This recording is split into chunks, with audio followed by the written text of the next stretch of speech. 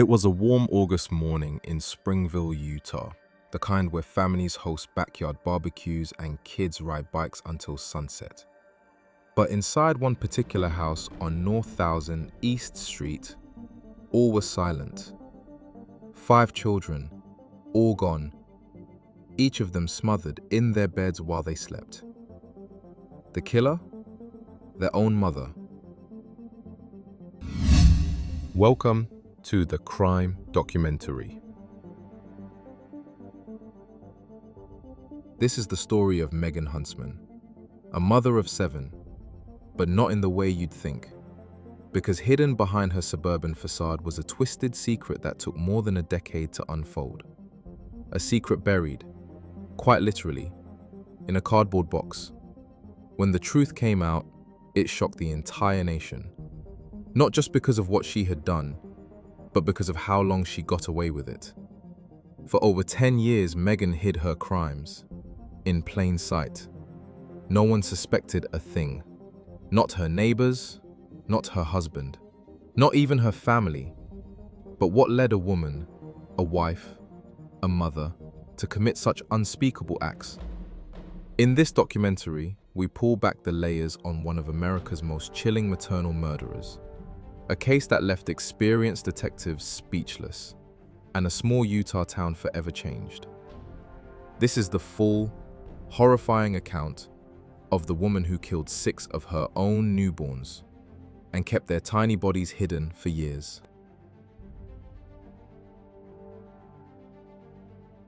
April 12, 2014, the date that changed everything. Megan's estranged husband Darren West had just been released from prison after serving nearly a decade on drug charges. He returned to their old house in Springville to collect some belongings, maybe clean up the garage. A normal routine visit. Until he opened a small, taped-up white box. What he saw next would haunt him forever. Inside was a black garbage bag.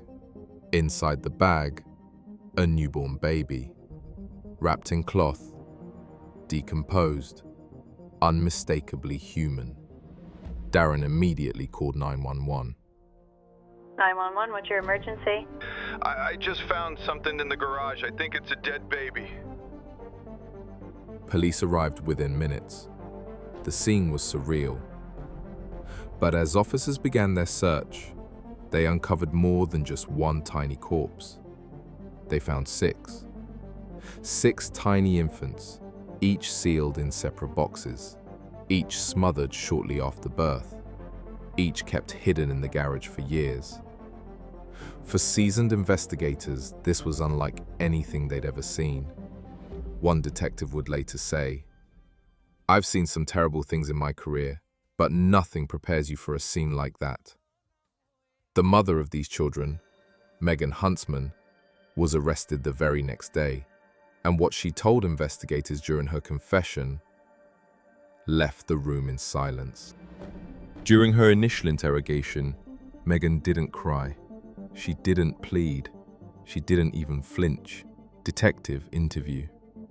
"Why did you do it, Megan?" Megan calmly. "I wasn't in a good place. I didn't want them." Over the course of several interviews, Megan detailed a decade of secret births and silent murders. From 1996 to 2006, she had hidden each of her pregnancies, giving birth in bathtubs or bedrooms, and immediately after, she'd wrap the newborns in cloth or plastic and smother them, one by one. She kept the bodies in boxes and placed them on shelves in the garage. 6 children, discarded like trash. Only one of her 7 children survived, the oldest, born before Megan's descent into addiction and depression. She said it was easier that way, that she couldn't handle another baby. But no one, not family, friends, doctors, ever noticed she was pregnant, not once. So how did Megan manage to hide so many pregnancies and deaths for so long? The answers lie in a life spiraling out of control. Because behind Megan's carefully maintained image was a decade of drug addiction, mental illness, and absolute isolation. She had become an expert at hiding things, including her crimes. That same night, Megan Huntsman was brought in for questioning. She didn't lawyer up. She didn't deny it. In fact, she confessed almost immediately. Her words were cold, matter-of-fact, as if she were talking about throwing away old clothes, not human lives. Between 1996 and 2006, Megan claimed to have given birth to 7 babies in secret and murdered 6 of them immediately after birth by strangulation or suffocation. Only one of the infants, she said, was stillborn. She told detectives she had no intention of keeping them. No plan, no moment of panic, just a quiet decision to kill over and over again. I didn't want them. I was on drugs. I wasn't thinking straight, but I knew what I was doing. When asked why, Megan cited her drug addiction. She said she didn't want the responsibility of raising more children. She already had 3 daughters from earlier years.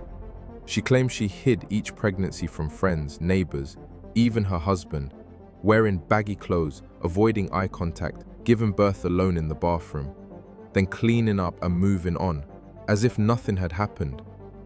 But the most haunting part? She seemed eerily calm.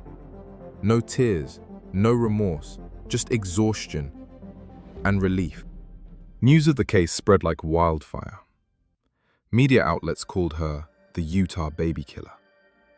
The story dominated headlines for weeks. Protests erupted outside the courtroom, and her own community, Pleasant Grove, was left reeling with disbelief and anger.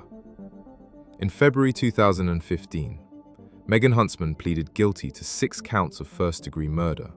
She was sentenced to 6 terms of 5 years to life in prison, to run consecutively, essentially a life sentence 6 times over. Judge Darrell McDade said during sentencing, "I can't imagine a more horrific set of circumstances. To this day, no one, not law enforcement, not psychologists, not even Megan's surviving children, fully understands what drove her to do it. Was it addiction, mental illness, sociopathy, or was it something darker? Something buried so deep inside, even she couldn't face it." In the aftermath, Megan's surviving daughters were left to grapple with the truth, that their mother, the woman who tucked them in at night, was also capable of unthinkable evil. This wasn't just the story of a woman who killed.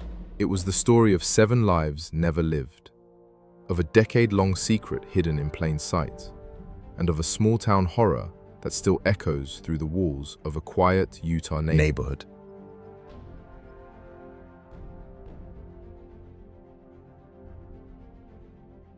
Like and subscribe for more real crime stories. Turn on notifications, because the next case might be even darker.